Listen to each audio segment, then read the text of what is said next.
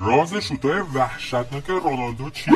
پژوهشگران و دانشمندان برای جواب دادن به این سوال رونالدو رو بردن به خفن‌ترین آزمایشگاه دنیا تا روی بدنش آزمایش کنن ببینن راز شوتاش چیه که گرفتنش برای هر دروازه‌بان شبیه به یک کابوسه. اونا 10 سنسور مادام قرمز رو به بدن رونالدو وصل کردن تا یه تصویر سه‌بعدی از بدنش هنگام شوت زدن رو ثبت کنن تا ببینن فرق اون با بازیکن‌های دیگه هنگام شوت زدن چیه که اینقدر شوتاش خفن و دقیقه. نتیجه آزمایش هم خیلی عجیب بود. اول اینکه رونالدو هنگام ضربه زدن به توپ مچ پاشو جوری میچرخوند که توپ یه مسیر مستقیم رو طی میکرد، ولی وقتی به دروازه نزدیک میشد یه دفعه 3 متر حوض برمیداشت و کارو برای دروازه‌بان خیلی سخت میکرد. اما نکته دوم که خیلی عجیب بود، فشاری که به پای تکیه‌گاه رونالدو هنگام شوت زدن میومد 3 برابر وزن بدنش بود. پژوهشگران با بررسی ساده متوجه شدن عضلات رونالدو به حد قویه که میتونه به راحتی این وزن رو تحمل کنه و قدرتش رو به توپ منتقل کنه. در همینه که سرعت شوت‌های رونالدو خیلی سریع هستن و میتونن به 130 کیلومتر در ساعت برسن.